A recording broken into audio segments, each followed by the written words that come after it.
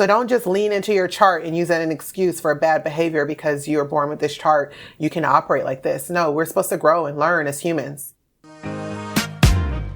Hey loves, my name is Dantea and I'm your fave self-worth therapist and coach. And this is my show, Situationship. This show is about getting out of toxic situationships that go beyond partners to family and friends and everything in between, to living a life of joy and self-worth. Okay, let's get into it.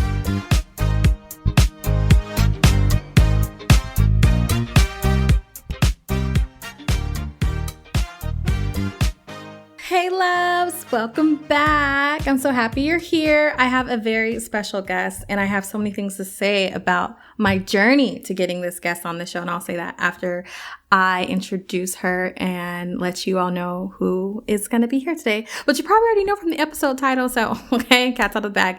I am here to introduce Tamerri, astrofashionista, as you can see on her social media, website, things like that. Tamerri is a certified professional astrologer, Reiki practitioner, and founder of Gift of the Nile, products for spiritual wellness. Love that. Rooted in ancient Egyptian ritual. Interesting. With over 15 years of experience, Tamerri has advised thousands of people on how to tap into their personal gifts to align with their soul's destiny, life purpose, career path, and improve and attract healthy relationships and partnerships. I love that. Tamerri, thanks for being on the show. I'm excited to be here. Thanks for having me. You guys, let me tell you, I feel like, and I probably need to work on this, I feel like a literal nobody out here in my podcast world, doing my thing. And when I came across Tamerri on the relationship podcast, I'm thinking, if she's on that big brand podcast, how, why would she come here? And I reached out and then boom, here we are. And I'm just blown away, a Black female astrologer. Tell me, where have you met someone like that before? So thank you so much. No, happy to be here. We got to support each other. So yes, thank you for reaching out. Of course. So let's just jump right in. Let's get into more about how you found yourself in this work. Do you feel like it's becoming more common in the Black communities to get into astrology?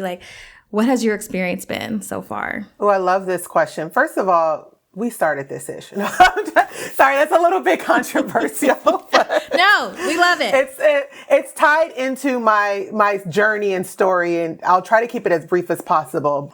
So my dad is an African history scholar, Matthew Ater.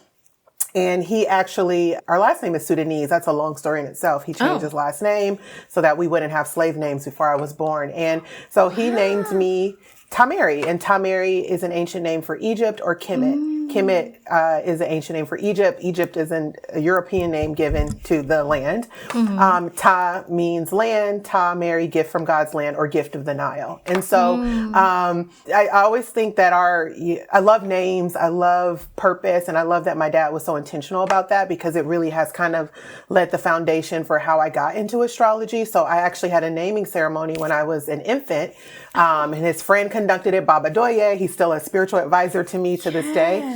And he said, she's born under the sign of the bull. He did my natal chart reading and had all these tips for how, my dad and my mom should parent me, based on my natal chart. And so this was, I'm 39, I'll be 40 next year. So this is 1984. So, astrology has been around for thousands and thousands of years. So fast forward, when I was 13, we had a really tragic family, situation where I lost my mother to suicide, and it completely changed the direction of everything in our life. My dad became a single father. It was a lot. And so as a teenager, I struggled a lot silently. And, outwardly, I was always very popular and social and achieving, and inward, there was just a lot that I was keeping to myself in private. And so when I was about, graduating college, it was, you're going out into the world, and I really was struggling emotionally at that time, just trying to figure out what am I supposed to do? And I've always been a person that's what's my purpose? I've always actively sought that out. Yeah. And at the time I worked in an office, I'm from LA. And so I was working in marketing in Beverly Hills, and the Astro twins, a lot of people that are into astrology might have heard of them. They're twins and they're professional astrologers. They've been doing this work for a very long time. Ophi and Tali, I always shout them out because they're a part of my journey. So their manager worked in my office, and I was like, oh, I love astrology. Like, I want them to do a reading. And so they looked at me. They're like, you're either a Taurus or a Scorpio. And I'm a Taurus sun, but I have a Scorpio rising. And I'm like, how do they do this? Like, not even like before they even like looked at my chart or ran the chart. And I was like, okay, I need to learn how to do that. And so this was 2005.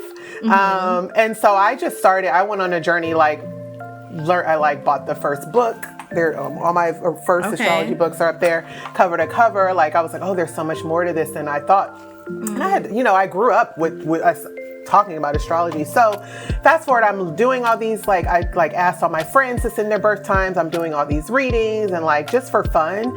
And my Capricorn boyfriend at the time was like, you need to get paid for this. Like, why don't you start a business or something? Thanks, and I'm like, thank you, Cap. And I'm Cap, exactly. Thank you, Capricorn. My mom was a Capricorn too. I seem to attract that. So is my ex-husband. But we haven't gotten to that part yet. But yeah, I was like, nobody's going to pay for astrology. Like, I just didn't, it wasn't as popular as it is now. I believe it. Probably 2007 or something like that. So anyway, long story short, that relationship ended, but years later, my Scorpio boyfriend was a web developer for a very big brand that we all use every day. And he created a website for me. And so I launched this business in 2015. I'm just going to do it and announce it. And I had always worked in the beauty industry, or for a good chunk of my career, I worked in product development for several different brands like Murad and Dermalogica and Hatch Beauty. So I've been doing product marketing and product development.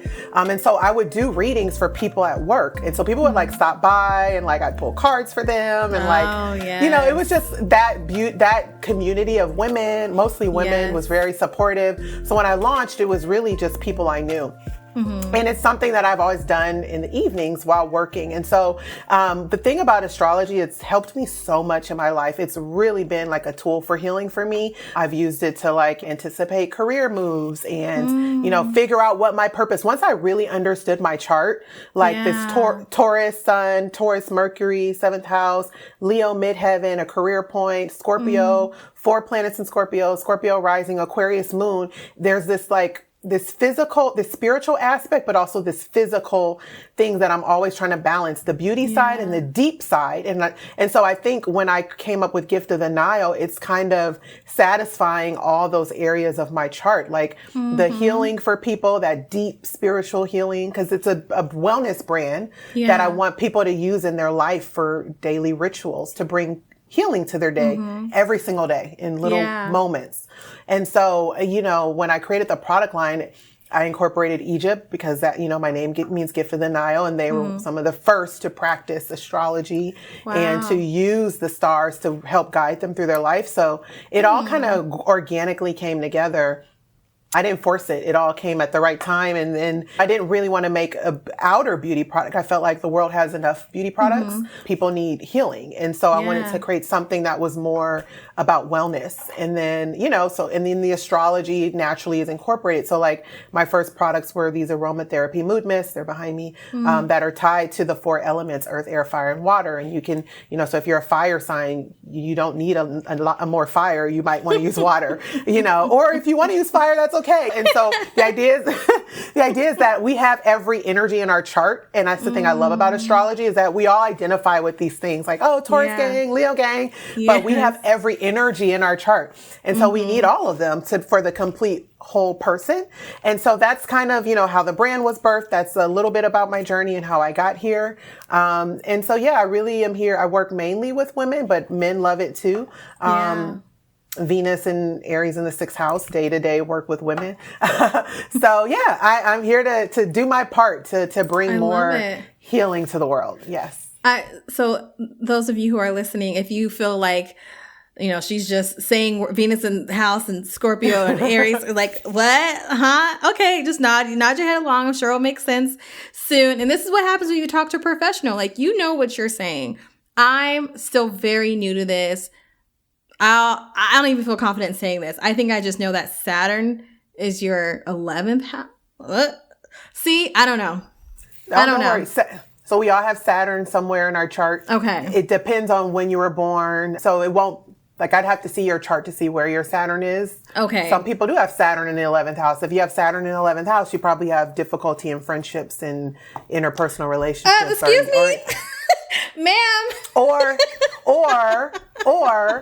you have a select few solid people that you call friends and they're lifelong. So there's different ways to express, but Saturn in the 11th is just a placement. And do you have that? Do you know that about your chart? I feel strongly. That's why I thought, and again, a Leo, I think everything's about me, and I think we all live the same life as mine. So I'm getting Saturn is in 11th house because I think that's what mine says. And so I thought. Well, what's your birthday? Do you want me to pull up your chart now? Who is doing the interview? Let's see, my birthday is July 27th. You guys are getting a real treat because this was not part of the plan. Well, now I have to know because I don't want you saying the wrong stuff about your chart. Listen. Okay, so July 27th. July 27, 1990, 12:10 a.m., Seattle, Washington. Yeah. Okay. Yes, everyone, I'm nervous. That's why I'm quiet. Don't be nervous. Okay, so July 27, 1990, 12:10 a.m., Seattle, Washington. You don't have Saturn in the 11th house. You have Saturn in the 9th house. So I'm glad we're doing this. And you're a Taurus rising. Yes. Which is so we have mirrored charts. So because you're a rising Taurus, I'm a sun Taurus, and I'm a rising Scorpio, our charts, and if we did synastry and laid our two charts together, there'd be an overlap where my sun connects with your ascendant and your Mars, and my rising connects with your Pluto. So there's already a good sense where we could be friends. And you have a Libra moon, and I have an Aquarius moon, an air sign moon, and your Libra moon is at 8 degrees, and my Aquarius moon is at 4 degrees. So there's synastry there with our moons, so we get along. So as a Taurus rising, Venus, I'm just going to do a quick little read. Okay, well, thank you. We have more to talk about, but Venus is the ruler of your chart. Venus ruled charts are people that are pleasure seekers. There's a big part of your life where harmony is what you're after. Yeah. Your Venus is in the 3rd house of communication and learning. So you probably enjoy learning, writing, speaking about family issues because Venus is in Cancer. Family, and you're a therapist, right? Yes. So family, home. In the 3rd house, your Jupiter is exalted, meaning you have a strong Jupiter. Jupiter likes to be in Cancer, conjunct Chiron. Chiron is a planet that shows where we're wounded in our charts. And it's close to Jupiter, so you have this ability to heal people through education. So that's coming out very strong. Nice. Mars is in your 1st house. So you have a lot of drive, but you're someone that needs to be motivated and feel good to go after things. Mars in Taurus doesn't move until it's absolutely ready. And you have to be mentally prepared to get there. Yeah. Your moon is in the 6th house. So habits are important for you to set up for yourself, especially habits that are pleasurable because moon is in Libra. I think for you, affirmations, writing, any type of communication, or even if you have like a friend or somebody that you talk to every day to kind of stabilize your day is something that could be good for you. Now Saturn in the 9th house next to your midheaven, Saturn, it shows where we need to mature, be strong, where we learn lessons. And that's around spirituality, travel, higher learning. And so your Saturn's right next to your midheaven, which is a career point. Which tells me that you put a lot of effort and time into achieving your goals and you're not afraid to sacrifice to get there. But you're probably someone that also, if you're not, you need to travel and learn about other cultures. That really enriches you. And professionally, you're supposed to, because you have the North Node in the 10th house in Aquarius, you're supposed to be reaching people on a large scale and helping humanity in some way. So that's a little short read. That is a lot for me. Thanks for the short bit. If that's just the short bit, I can only imagine what the longer version is, which I was thinking even before you agreed to be on the show. I was like, I'm just going to sign up for a read because, like, why not? So thank you for that. I really appreciate that. You're welcome. Is that, so you were talking earlier, like you use it for your own life decisions, maybe personal and professionally, family. Is that kind of what you do? Like, do you return to your natal chart, or do you just remember it so well at this point you just kind of sit and think with it? I mean, I look at it quite often. It's quite a balance for me as an astrologer because I can anticipate. So here's the thing, astrology can be used for, and I think this is where people get a little rubbed the wrong way when it's like predictive work or you're trying to tell the future. It can be used for those things because you're just tracking cycles, and it's just, you know, what's the planetary energy right now? What does this manifest as? What is likely coming up for me? And so I do a little bit of that work only for people's benefit. So I'm not here to scare people or tell them bad news. I'm here to help them with whatever their goals are. So let's say they want to get a job. I'm going to say, well, next spring you have Jupiter in the 10th house. That's an optimal time to go after and be supported in your career. So that's how I'm using that predictive work. A lot of what I like to do is the deep spiritual, who are you and why are you here? Because your natal chart is really, we didn't even define this, but your natal chart is really, it's a snapshot of how the cosmos looked at the moment you were born, and it's a roadmap for your life. And so it's a guide, it's a map. It's like if God imprinted this map, like, okay, this is what you're going to use. This is the tools and the cards you were dealt. How are you going to go about achieving the things that are in your natal promise? And so what I'm trying to do is help people achieve the best parts of their natal promise. We all have difficult, hard things that happen in life. I mean, I've definitely had my share of things, but there's ways to make it to where it's easier to deal with and you're seeing it as a part of your experience.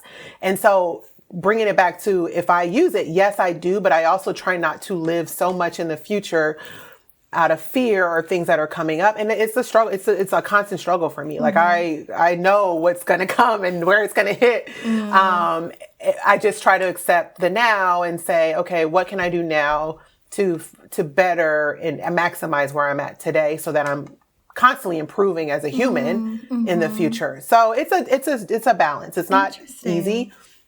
But that's why I think my work with others is so much more powerful than me just trying to use it on myself. Because then it's not about me. It's about helping other people. Because it's hard to get caught up in that, you know. I can only imagine, like, I don't know if this still happens to you today.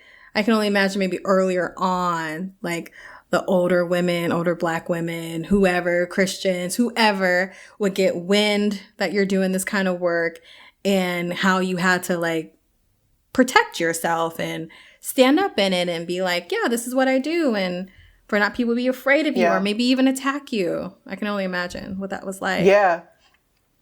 I don't know if I've ever really been attacked. I have had my fair of skeptics, right? When I'm like in a room and I'm just talking about what I do. And it's just one aspect of me. Like I've had I'm proud of the things that I accomplished. I mean, I went back to business school, top executive MBA program, and I worked on Gift of the Nile in the program, and I showed up unapologetically as an astrologer, which took a lot of guts and courage for me. So I'm still working on that, like unapologetically showing up as myself and not caring what other people think, because I'm a serious businesswoman and I want people to take me that way. But I also don't care what people think. And I think that's that Aquarius moon, like, you know, trailblazer. Like I've always marched to the beat of my own drum. Like I was raised to be different and a thoughtful person. I didn't grow up Christian, but my family, you know, a lot of my family was Christian. My dad's family was, you know, he was raised in the church, but he raised us more to be spiritual and respectful of every religion. We have the Quran in our home and we learned about everything. And so I think religion is a great tool for practice. Like it's different from spirituality. Spirituality it's spirit. It's within you. The religion is just the active practice of that, right? Or the tool that you do to practice spirituality. And all of the books are saying the same thing. So to me, there's room for all of it. And honestly, my response is that, most priests in ancient times, the priests, people that did this holy work were astrologers. It was, you know, when Christianity expanded, that it no longer served the church to be attached to astrology. And so it became a separate thing and they kind of, condemned it. Yeah. But it was one of those things that it was naturally a part of spiritual work in ancient times. So I think if you read the Bible, there's a lot of nods to the stars and, and all of that. So I'm not going to argue with people because I don't really want to change anyone's views. I only care about my own views and how it helps me and who I'm helping. So yeah, it's an interesting thing, but it's definitely more acceptable. It's more openly talked about. And I think people are finding a space you can be Christian and still like astrology and that's okay. Or Muslim or Jewish or Buddhist. Yeah. So. No, you're right. And I have one more question about that. Then I want to get back to something else.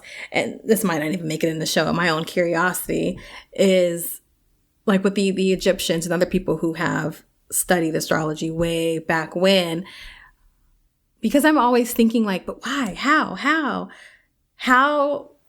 Like, did they go to the space? Like, how does someone... That's a great question. Well, if you think about it, just from thinking about it, they did not have phones. They survived on learning Earth.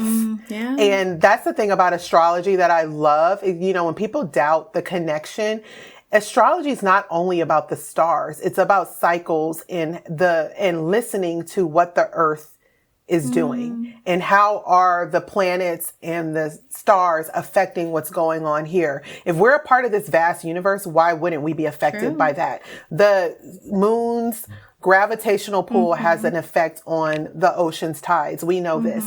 We are affected by sunlight. When the sun rises and sets, we're affected by that. That's all astrology is. It's tracking cycles of how we're seeing this. So there's a very much a connection between the stars and what physically happens to our Earth. And so ancient civilizations, they literally were farmers. They were, they had to prepare for the floods. Every time the star Sirius rose, the Egyptians knew the annual flood was coming in August and they had to, that was where they got, once that flood came and hit Kemet, the land, Tamerri, land, when it hit that, they were able to harvest and have food in abundance from this Nile River flood every year based on the rising of the star Sirius. So it's all connected. I think people look at it as a separate thing, but it's not. And so to me, it makes sense that ancient civilizations relied on this because they weren't distracted. And I think people are we live in a rat race, right?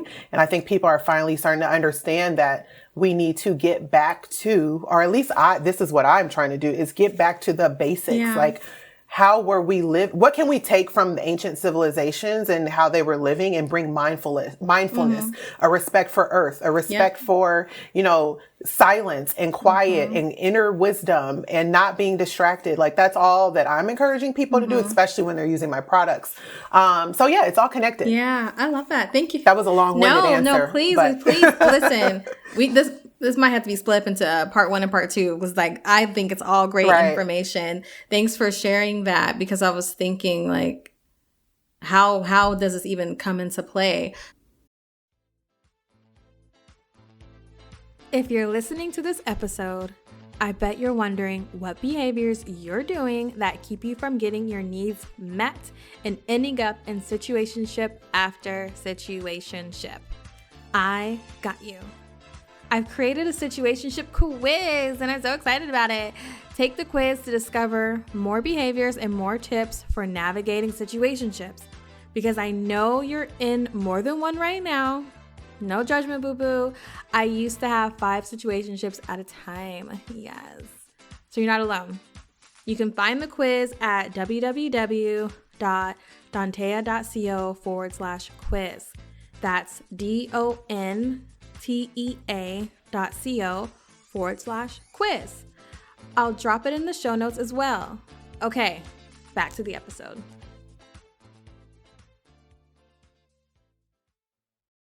So you were mentioning earlier, like, you use your chart to kind of help you guide you through life. What happens during those times when maybe you saw something coming and it still really hurt? How do you self-reflect? Like, how do you not beat yourself up? Because my chart says this and I should have seen, it doesn't make sense. Right. Okay. Oh, it makes complete sense. I actually really love this question because I don't think it's ever been asked in all the podcasts that I've done. But I think, so there's the anticipation, and I'll give a real life example. Planet Uranus, or Uranus, however you want to pronounce it. I call it Uranus. It's the planet of unpredictability. Okay. It's excitement, it's action. Think electricity, hurricanes, things that happen out of the blue. Good or bad, that's Uranus energy. And it can disrupt. It can be disruptive, but it can also change you if you're in a rut. And so it moved into Taurus a few years ago. And I was nervous because Taurus rules my 7th house of partnerships and relationships. And I'm a sun in Taurus. Yeah. And I remember Susan Miller, she's a famous astrologer. I love her. I've been following her work for a while and I've met her several times. And I remember talking to her and saying, like, I'm worried about this Uranus transit in my 7th. And she's like, oh, don't worry about it. So long story short, when that started to happen, I decided to go back to business school. I had gotten married already and we were planning a family. We had bought our house, just planning. And I quit, not quickly, but it seems like overnight, I didn't want to be married. And it's not like it happens. It wasn't like it was like a instant thing. It was like I was aware of the things that weren't working and where I was going in the future and that our paths weren't aligned. Okay. And so it kind of shook up my marriage life to where things were revealed, like, this isn't supportive of me. I don't want to live in this. And there was a lot of deep things that I obviously don't have time to discuss. And it took me some, I went to therapy, hired 2 Black male therapists to help me work through this, and ultimately decided that this isn't right. There's probably a better partnership for me. So that knowing that Uranus transit was coming, I was afraid of it, but I did not see me being the one that felt different, but it made sense because it was on my sun, and sun in astrology is your identity. So my identity changed, there was nothing it was my growth. It was my soul's growth. It was time for my soul to grow and elevate. And this person wasn't going to be on that track. Now, the good thing that I also saw is that Jupiter in the North Node, also I had eclipses going on in my 1st house and my 7th, my personality and my relationships. So all relationships changing around me, not just my marriage, friendships, meeting people, but Jupiter brings blessings. Okay. So I know Jupiter bringing blessings in Taurus until next May. A new relationship will likely manifest that's more aligned.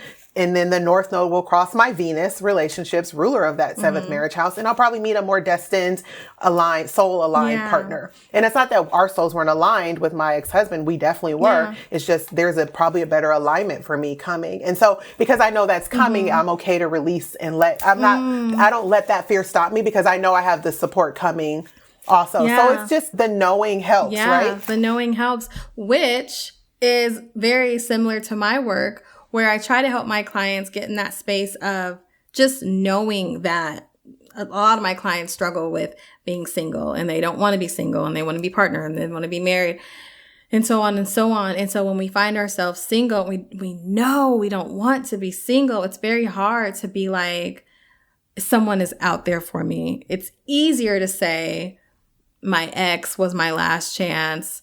This current partner is my last chance.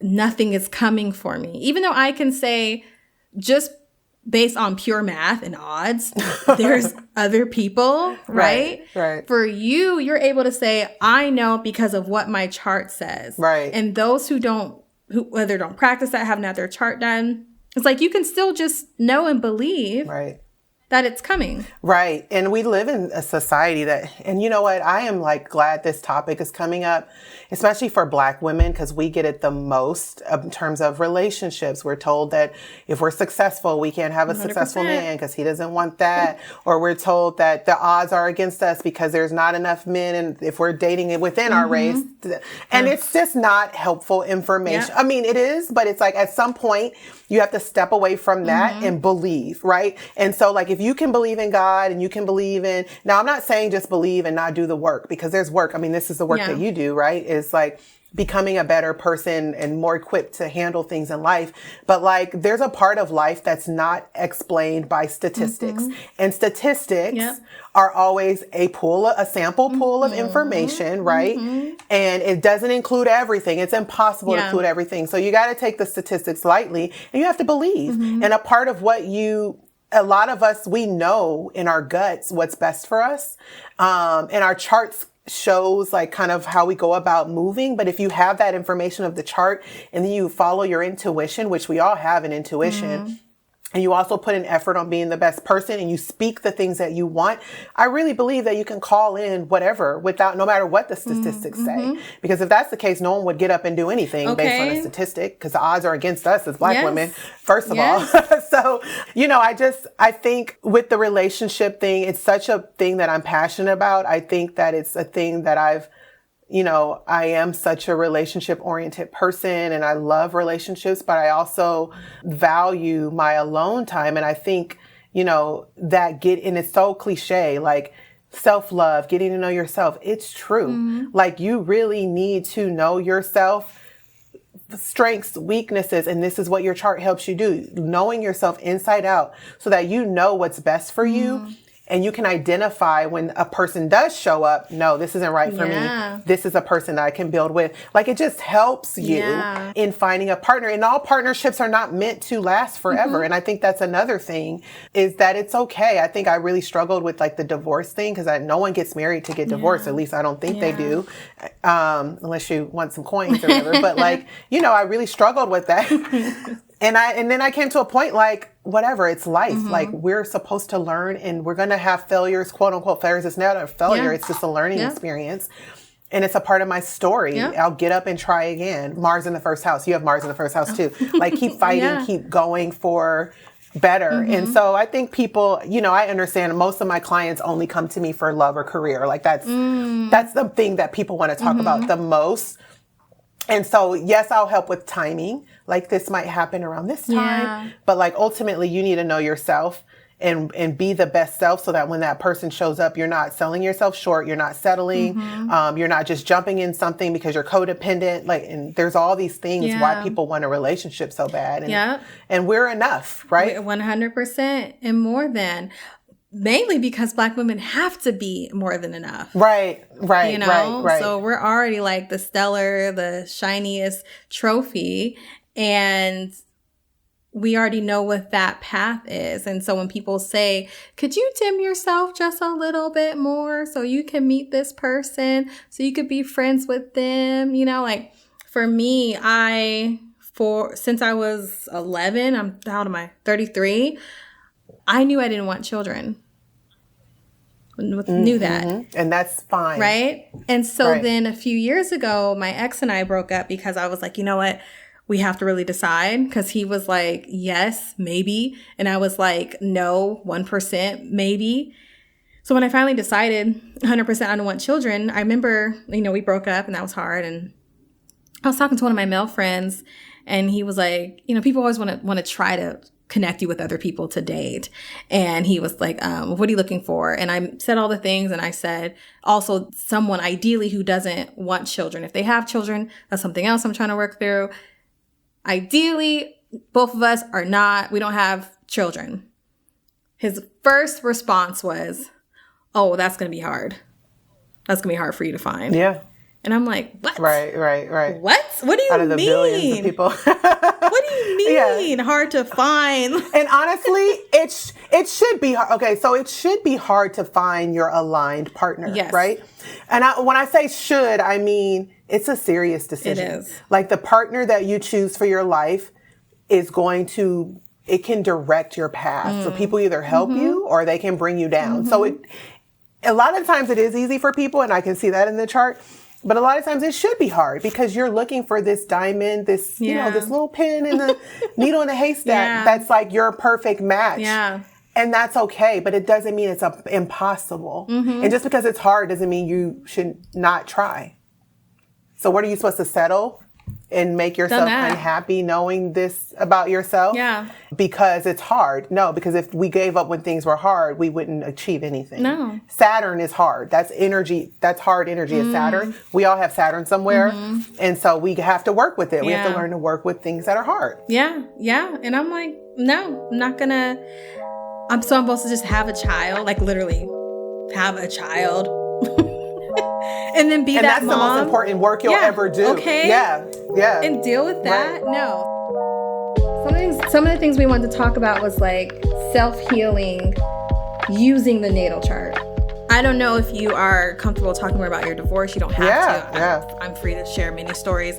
How could one self-heal using that? Right. I'm an open book. So, because I think most people can relate than not. Okay. So I use my chart because astrology is based on cycles, right? So it shows, if we have a sun transit and our sun is in the 10th house or Mars is in the 10th house, that's more of an energy of action. We're going after, we're achieving things. And then there's a time maybe where you have a 12th house transit where you're supposed to be more quiet and introspective. And so I try to follow the transits, and I use numerology. I use all these different tools to kind of settle into the energy versus going against an energy that's not helping me. So I try to swim with the stream and swim against it. So for instance, right now I'm in a 6 year in numerology, which is about family and home and love. And so ironically, my divorce is final. I've been surrounded by friends and love. I've had so much love this year and so many joyous moments to kind of balance out that difficult situation. But in my numerology for the month, I'm in a 7 month.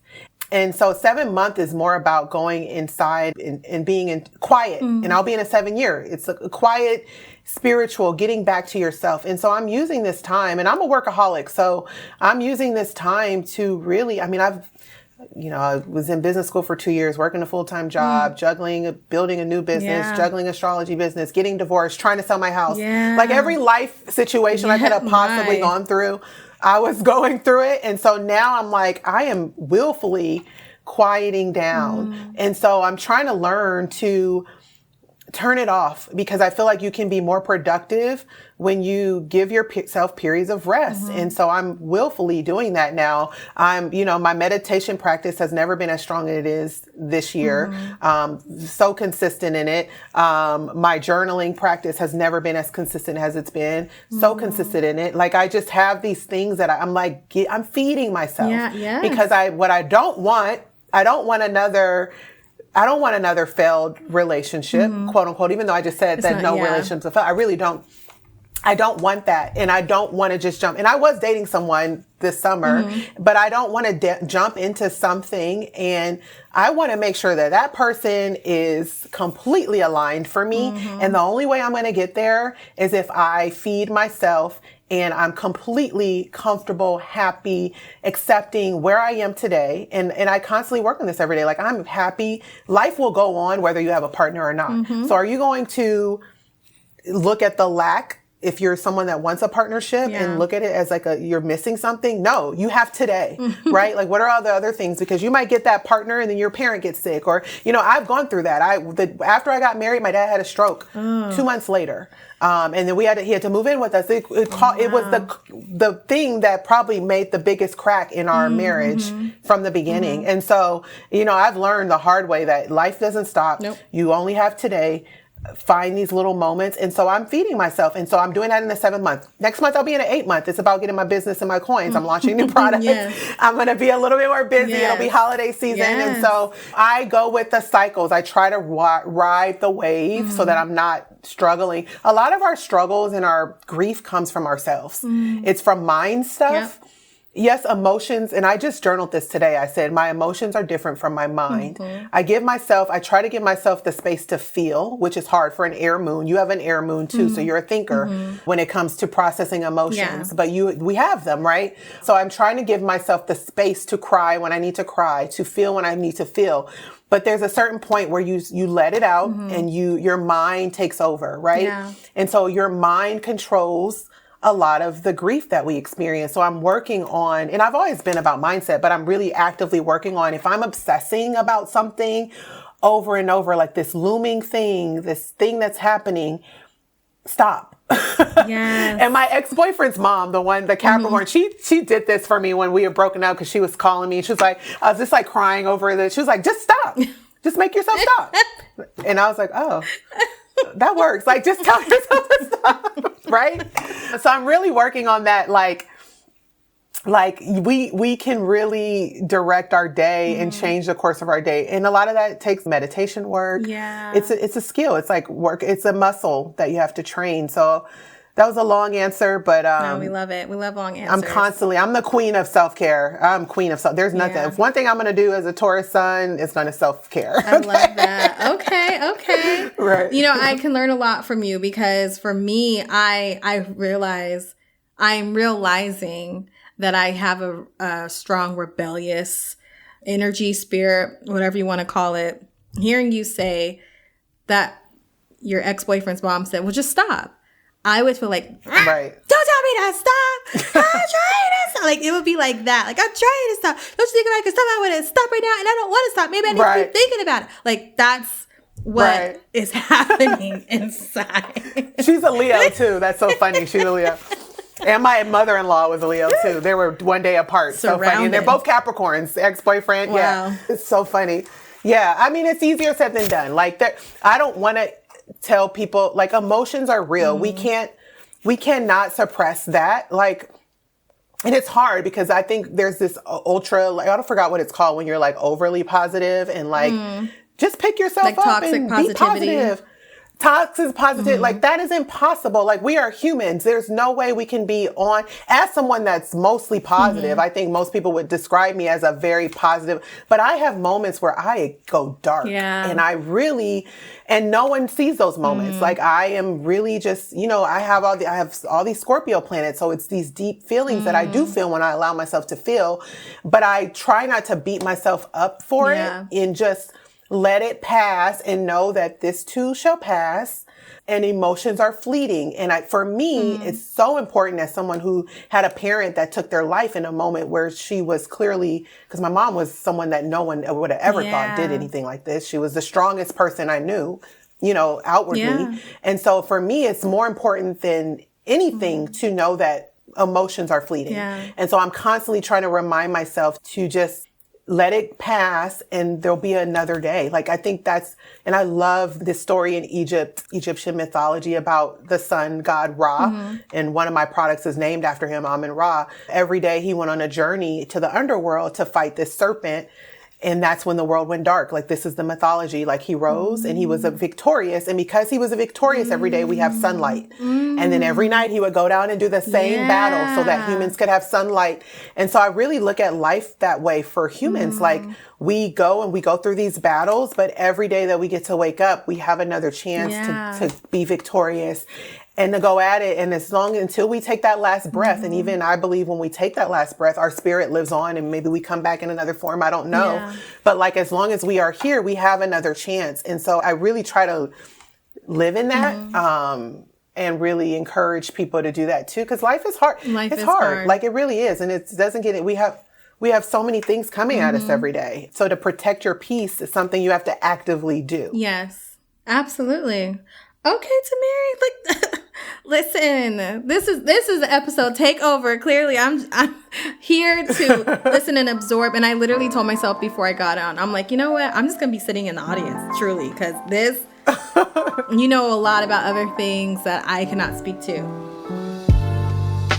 So here's the tea about your natal chart. So if you're someone that's run it or you're familiar with it, the two places that I look for in relationships or when I'm doing an astrology, well, there's probably three main places. I look at the moon sign because the moon shows what we need emotionally to be nurtured. Okay. It shows what will fill us. I think it ends up being more important in relationships than your sun sign sometimes.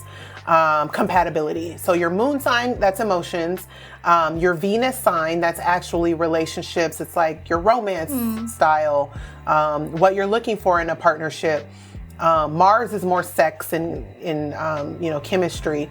And then your seventh house, in your descendant, it's a point that's opposite your ascendant. So when people ask your rising sign, your rising sign is Taurus. Yeah. So your descendant, your opposite sign is Scorpio, right? Because Taurus is opposite Scorpio. So your descendant is in Scorpio. So you need a partner based on your chart, a long-term partnership where there's a lot of depth, where it's not surface level, where you guys explore these topics, someone that's passionate, loyal, kind of predictable because Scorpio is a fixed sign.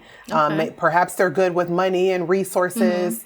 but your moon is in Libra. So you like harmony. You want someone that you can like enjoy things with, whether it's going to, a museum or a nice meal out or shopping and experiencing those Venus type of things. And Venus, again, is the ruler of your chart. You're probably a pleasure seeker.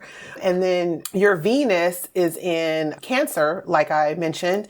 And so Venus, you also are very closed off at first when it comes to partnership. Like you want to make sure that person is safe for you to open up to. And you're a nurturer. You naturally know how to nurture and take care of people. And so you need someone that is not going to take advantage of that. They're receptive to that. And so that's really how it works in the chart. Once I have like those bits of information, like your sun sign Leo, that adds another layer to it, because as a Leo, you are someone that needs to show up boldly and expressive, and that person needs to be able to be loyal and all that stuff. So it's like taking all the little bits and pieces and finding out, okay, who's the ideal person for you? And once you know that, you're able to go out into the world and be a little bit more present in when people come up to you, like, and say, oh, well, this person, like if let's say, for instance, you meet an Aquarius, and I'm not even saying that you wouldn't be compatible with Aquarius, but I'm just saying, let's say you meet an Aquarius and that's your opposite sign, interesting enough. And they're super logical and they're like, look at things as black or white. They facts only. I don't know if that's going to work for you as someone that, that Venus in Cancer, that yes, the Libra moon is a air moon, so it could work. But you need someone with a little bit more empathy, because Venus in Cancer and that Scorpio descendant. So that's kind of how it works. Ooh. And it's not an easy thing. Listen, you're stirring some stuff up, because you're saying, I'm just imagining people could be saying like, but hold on. I thought, because when I go to Google and I type in most compatible with Leo says, I think for me, it always says Sagittarius, Gemini, Aries. Aries. Aries.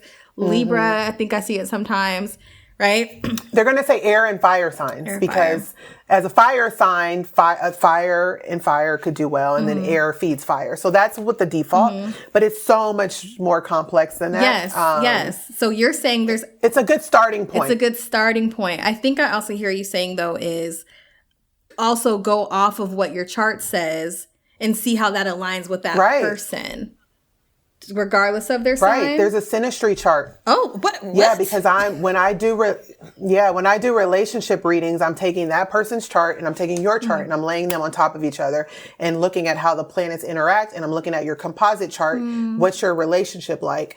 And so it's a lot of those, like the basics that you're going to Google is not enough information. There's aspects. There's how the degrees, how close they are. There's the North Node. Is it a fated relationship? There's Chiron. Is there healing that needs to be done? It's a lot. It's very intricate to do a synastry reading. So you definitely, if you're using astrology to find a partner, you're going to want to go to a professional that knows what they're doing about how to find, especially if you're in a relationship and you're kind of wondering, like I remember from the ex-boyfriend, I always refer to him and read in these interviews, because not only did he encourage me to go through astrology, that was like my longest relationship, longer than my marriage. And it was my most growth. And so I remember, like, why isn't this working out? Like, we've been together so long, like Capricorn, Taurus, and I had to see another astrologer to speak my language, to show me, you have this Uranus square all these planets. Like, it's at some point, the fun and excitement, you either need to live in different, and we started off long distance, like that stable life together wasn't going to be, we outgrew, that was a moment in time. It wasn't supposed to be forever. That was for growth. And so like you need, sometimes when somebody breaks it down, like this is why you guys keep having these upheavals, because you have this aspect here that doesn't change between you. I see. And you might love them, but you're always going to have this difficulty to deal with. Will the good outweigh the difficult? And you're going to have, no synastry is perfect. I've looked at thousands of charts. There's no way to get the perfect synastry. It just doesn't exist. Okay. You want to outweigh the easy aspects with the difficult ones, and see, do you have the longevity to get through the difficult ones? Because you're going to have the difficult ones. Yeah. And that's a little bit of a science. So yeah. What would you say to someone who, so example, I'll use myself. My current partner is an Aquarius. Oh, that's so funny that I chose Right? that. I know. Right? I was like, I'm just gonna let her talk. Hey, tell me something. Aquarius, February 2nd. And my sister, one of my older sisters, her birthday is February 3rd. And so I was like, oh, I know this life. They're a little different. They're a little different. My point is, what if I was like, no, we're going to get married. It has to happen. Like, what would you say to someone? Maybe you've had that. You tell them, okay, this is what I see now. And they're like, no, I'm going to stay. I never tell anybody what to do, by the way. Never. You just give it to them. I am not here to tell people. I don't want to be a part of that decision. I take that back. I don't want that weight of that decision on my soul or my conscience. Yes, I get that. I have enough going on over here. So I am here to guide you. Because if you're coming to me asking about your partnership, 8 times out of 10, there's some little smoke there, and they're contemplating. No one comes with a perfect marriage saying, I just want you to read me and my husband. No one. I mean, I've done it for clients before, just like out of curiosity, but like usually it's like they're coming because they're doubting something. And so I'm just confirming what they kind of already know. Yeah. But I would never tell someone to make the decision to leave or to stay. I'm just saying these are the facts. And they usually confirm, oh yeah, this is what happens all the time. We have this pattern because the pattern's in the chart. I can see it. And so they make that decision. A lot of the times people do come back and say, yeah, I broke up with that partner, or they'll say, like you said, I broke up, but I met somebody else, and like, this is great, and thank you. You know, so there's been all kinds of scenarios. You'd be surprised. There's been, I mean, it's almost, I know you as a therapist, like you get like the deep, intimate moments with people. And I feel like I get those moments too, because when people are in these readings, the emotions come up. You know, I might say something and then it like triggers how they're feeling and they cry. And I'm like, I'm allowing you the space to cry. Like, this is just me and you. And so, you know, there's a lot that goes into it because we're just I'm just a guide, right? None of this is information. I'm a vessel for them to figure out their own chart and to work through their emotions. Maybe it's, you know, God wants them to know something and I'm here to give them the message. Yeah, I love that. I tell my clients the same thing. Like, you know, I'm not going to tell you what to do. We're just going to talk about what's coming up, what you want, and how that aligns, you know? Right. What I hear you saying is like, I will tell you the things in the chart, whether it's like your personal or synergy wise, and the decision is yours. Like if we're saying we want a healthy relationship, if we're saying we want to be partnered, and you identify what kind of partner you want, and you can confirm that by the chart, then the decision is yours. If like you refer to your ex, I oftentimes refer to the Sagittarius. It's December. Woo! Listen. It's just, I just get wrapped up like in it. And I know, I mean, I was sucked in that for years. I feel like we would be so great together. And I know I would be a mess. And so it's like, what am I going to do? This person wouldn't be that kind of person that can go deep with me. It's all superficial. It's all about money. It's all about glitz and glam, you know? That doesn't sustain me. Right. And interesting enough, if he's a Sag, his sun falls in your 8th house, which is a house of depth and transformation. So his identity was there to help you transform and go deep. And maybe the sex was good because the 8th house can be related, you know, to that. I mean, whatever. I'm trying to get on your business. We can talk about sex on here. We never had sex because I knew. Oh, okay, there you go. I knew I would be like, chain me to the bed. I am at your will. Right. Yeah, especially with that Leo fire, the fire. And whereas Aquarius rules your 10th house of career and destiny, and your North Node is there. And so when I was saying that your destiny is tied to, you know, helping people on a large scale, humanity, doing work that other people aren't doing, working, you know, in some eccentric way, maybe technology is involved. Aquarius, North Node, you said February 3rd. February 2nd is his birthday. Oh, February 2nd. I didn't put him in, but I think his sun falls really close to that North Node. So there is this like destined pull, and he probably helps your career in some way, or, you know, where you're going. Yeah. You know, there is this like kind of fated pull because the North Node is close to his sun sign. So yeah. Yeah. I can see that at least. But he is your opposite as a Leo sun. So there's always going to be a balance to you, right? Like your opposites bring out the things that you need to see, or maybe where you need to stretch yourself. Because with a North Node in Aquarius, you need to become more Aquarius-like. So he's actually stretching you to become more open-minded and not see things so me-centered. Again, listen, I feel like I'm being read. You're right. Because everything's about me. Everything's about me. And I work with that every day. And he helps me with that. Right. He helps me take you out of it. He's so supportive. I love that. So I appreciate that, but we're not going to let him hear this episode. Oh, yeah. No, don't validate, because when Aquarius is right, they get so rigid about their ideals. And it never leaves. Never stop hearing about it. Right. I also the other side of it is I think a lot of people use their charts for excuse, though, for bad behavior. Ooh. Like people that are really into astrology are like, well, I have this, and this. It's like, okay, this is our natal promise, but that doesn't mean that we're not supposed to grow, right? Mm-hmm. And so I don't like that other side of it where it's like, I know my chart, well, girl, I have an Aquarius moon, so no. Mm-hmm. no, that is not going to be healthy for you as you embark on this life. It's a tool. Yeah. And so you lean into the good parts of that, and you might have to work on the things because every sign, like the sign is not important, it's the planet. Astrology is planet signs and houses, like the basis of a natal chart. The planet is in the sign. Mm-hmm. The sign doesn't have the power until the planet gives that sign the power. So every sign has positive and negative traits. So if you read about Leo, you're going to read, all these things that doesn't matter what's negative. You know what I mean? Right. Yes. But we all have a shadow side is what I'm trying to say. Yes. And so being aware of that shadow side and that you have shortcomings is part of the growth. Yeah. So don't just lean into your chart and use that as an excuse for bad behavior because you were born with this chart. You can operate like this. Yeah. No, we're supposed to grow and learn as humans. Yeah. I've met someone recently. I hardly ever meet Pisces. Hardly ever. And she said she was a Pisces, but refused to tell me the negative traits of a Pisces. Oh. And I'm like, oh, interesting.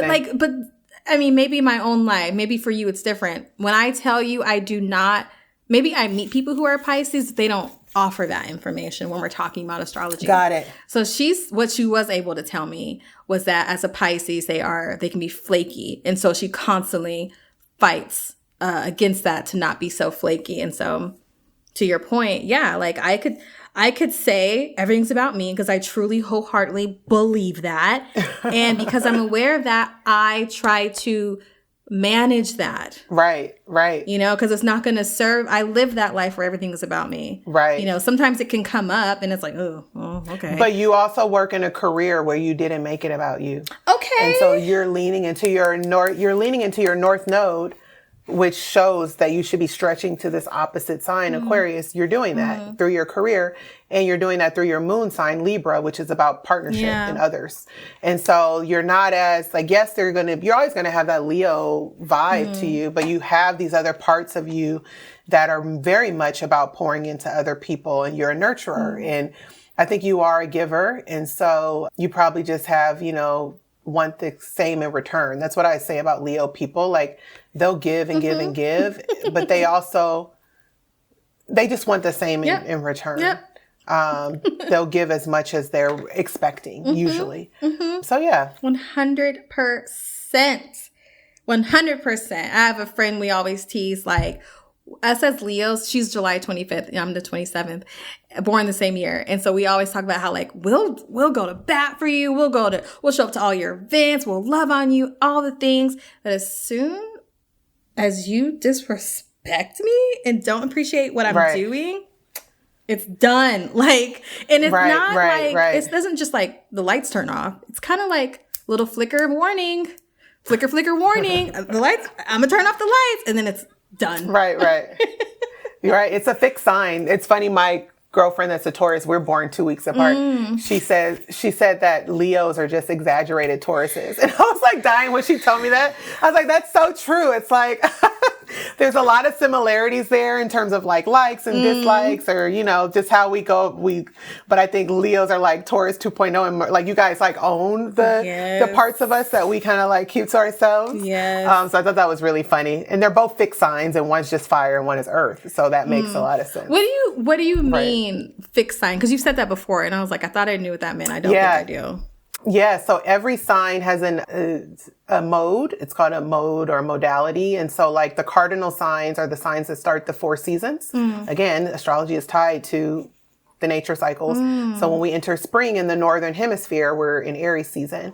And so the cardinal points of the world, like when we go into spring, fall, winter, summer, Aries, summer is Cancer, Libra is fall, and then Capricorn is winter, and that's in the northern hemisphere. If you're below the equator, it's different. It's flipped. And so for the fixed signs are the signs that follow those, because you think the season change, but then we're in the middle of the season, and we're in the middle of spring. We have more rain, we have growth, we have plants. That's Taurus season. Summer, we're in the thick of summer. That's Leo. We're in the thick, we're in the thick of that, of the, fall, that Scorpio season. And in Aquarius, we're in the thick of winter. Like that's, in Aquarius. And so each sign is kind of associated with that energy. And then you have the mutable signs, or the signs that are in the in-between before we go to the next season. And that's when things are changed. So mutable signs are more flexible and adaptable, whereas fixed signs are more stubborn and stuck in their ways. And so the mutable signs are, Pisces and Virgo and Gemini and Sagittarius. So they're a little bit, and so one of the things when a Pisces says they're more flaky, there's a few things that are associated with that. Is it's a mutable sign. So mutable signs are kind of like, they can kind of just be so adaptable, even though Virgo's a mutable sign, but it's an earth sign. So they're more practical in application.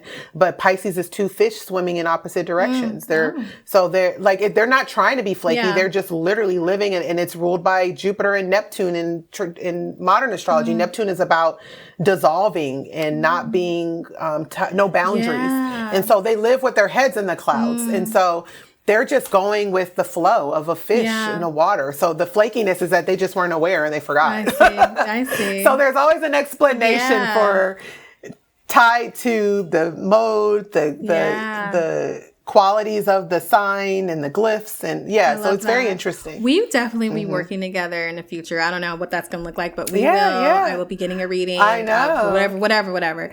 I have 2 more questions if you have the time, and then we can. Yes. Okay. So one, I'm just going to say my questions, so hopefully you can help me not forget. One is, what are your favorite signs? Not like my favorite, like what are the ones that, you love to talk about if you have that. Right. The second question is, how could someone lean into being confident within their natal chart? Like earlier you were saying, when you were in school, when you back to school, you came out as an astrologer with your project. And so just, I don't know where I'm going with that. I just feel like I wanted to bring that up. So those are my 2 questions. Answer however you want. Yeah, I'll address that one first. Okay. In terms of the confidence, that, that's a constant thing. Some people in their chart, it shows that they're very bold and confident. Okay. And that's a lot of different things. I won't get into it because it gets very in the weeds. But one thing I will say is your first house is you. That's your persona.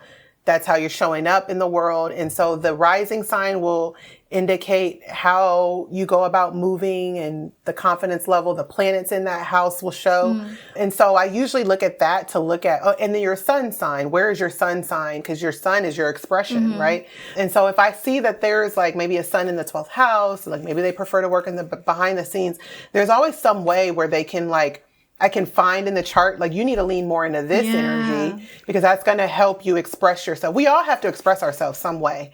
And I am not confident all the time. I think people see me as this confident. I am like the most self-critical. Like I beat myself up. Saturn in the first house conjunct my ascendant. Like I am the worst at that. But because I have Mars and Scorpio in the first house, I keep trying. So I don't give up. Yeah. And so even when I'm uncomfortable and I know it's hard, I'll still do it, even though I hate it. And I think that's that I get that will, that have a lot of personal will, and I'm the firstborn child, and like I feel like all that plays a part. As far as so hopefully that answers the question. Yeah. And it's hard. It's something you have to. There's no such thing as fearlessness. I just read this in this book I picked up for $1. I went to the library yesterday. So random. I was doing some research for one of my products, and this book is called "It's Never Too Late to Fall in Love with Your Life" by Waylon H. Lewis. Write it down. And I bought it for $1. It was like outside in the library discarding, and I just was drawn to it. And it's such a good, it's an easy read. It's like one of those things where you can read a couple passages a day. And one of the ones today was about fearlessness. And I'll read it because it was it said, "The nervous feeling in your heart, breathe in, breathe out. Stay for one moment. This is fearlessness. Fearlessness is not avoiding the ups and downs of life. It's sitting with them, listening, feeling, bowing to them, and moving forward. Fearlessness feels like fear." I won't read the rest of everything, but it's like, there's no such thing as fearlessness. That's Mars is about being bold and going after things. You just go through it regardless if you're scared or not. You're either going to do it or you're not. So I think when it comes to being bold and unapologetic, like, you have to realize you're going to fail at things. You're going to be embarrassed. You're going to not be perfect. And I'm a perfectionist. So I have to constantly just push myself. And so I hope everyone listening can do that too. And then the second question is about favorite signs. Of course, I don't have a favorite sign because I don't. And I love people and I have Aquarius moon. So I'm a people person. Okay. But the people that are like the closest, like my best, most of my closest friends I've known since like elementary, middle school, like we all from LA, we grew up together. I have like a crew. And so like one's a Pisces, but Pisces rules my 5th house of like fun and joy. Okay. So when somebody's sun falls into that, like they can have fun. And then one of our other besties, she has a Pisces moon, but she's a Leo sun. I have a lot of Taurus friends around me just because we understand each other. My brother's a Sagittarius. We're super close, but he has a Taurus moon. So like there's synastry, right? Like his moon conjuncts my sun. My dad's a Libra. So like, it's just when you look at their synastry in the chart, and I attract a lot of Scorpios and a lot of Scorpio energy because I have so much Scorpio in my chart. And a lot of people have problems with Scorpios. Like I would say Gemini and Scorpio are the signs that I get the most like, when people come to me. And I feel bad because it's like, don't be hating on them. Like we all have it somewhere. And I have like besties that are Geminis. I don't know if I would date another one. My first serious boyfriend was a Gemini, but, I attract that energy. So I understand the Scorpio energy. So I have a love for them. Like they're magnetic for me. So I would say those, if I had to pick the signs that are around me the most, I would say Scorpio. I have a lot of Sagittarius. I have a lot of Scorpios. Yeah. Pisces, Leo, Taurus. I love it. But I get along with everybody. Yeah, I can tell. I can get that. Maybe there's a Scorpio romance in your future. Maybe we'll see. Girl, that's who I was dating over the summer. And I won't go into that story. That's a whole nother story.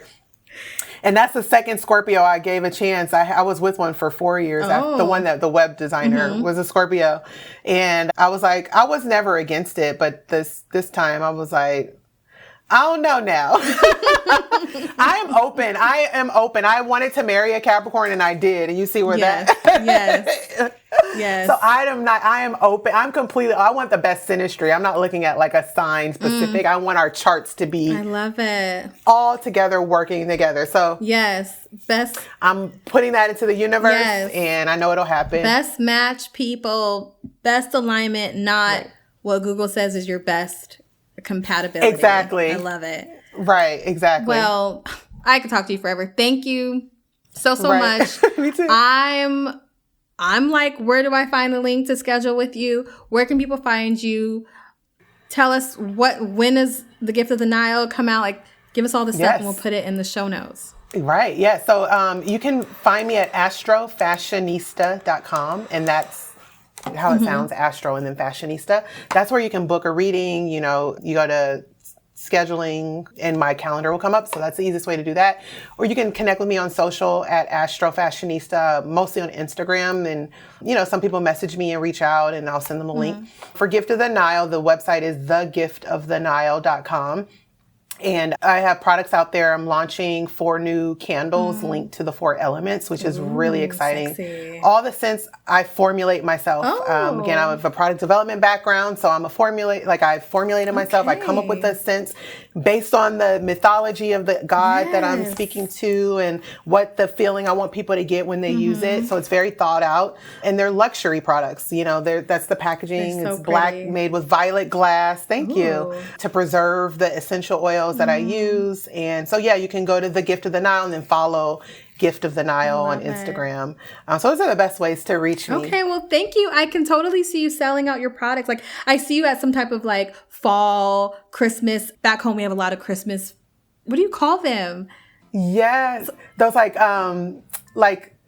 I know what you mean, where people come and shop and stuff like that. Yes, a lot of those things happening. Yes. I'm excited for you. Thank you. People, you know where to find Tamerri. And everyone, you got a lot of good information. Take it all in. It's going to be great. Believe in yourself. And until next time, bye.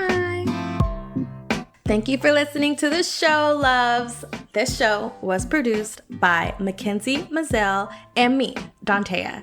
If you got a question you'd like me to answer, which I know you do, please send it to Dantea at soireesandtherapy.com. That's SOIREES for soirees. When you do that, the answer might just become an episode, and I would love to keep talking about your question. Want to work with me? The link is in the show notes. I'll see you there, and I'll see you in the next episode. Okay.